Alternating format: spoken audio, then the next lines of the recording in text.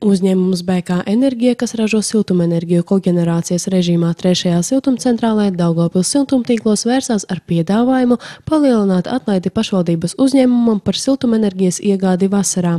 Interesanti, ka pie šāda lēmuma uzņēmēji nonāca pēc pilsētas domas priekšsēdētāja izteikumiem par to, ka vasaras sezonā siltumtīkli visdrīzāk neiegādāsies siltumenerģiju.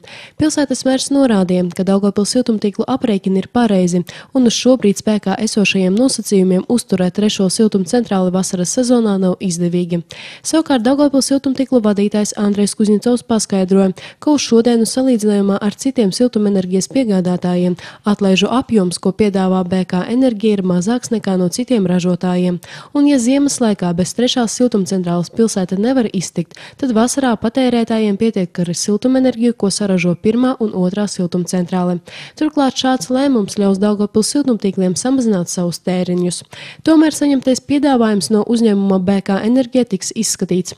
Tiks atkārtoti veikti ekonomiskie aprēķini, ņemot vērā jauno uzņēmuma BK Enerģija piedāvājumu.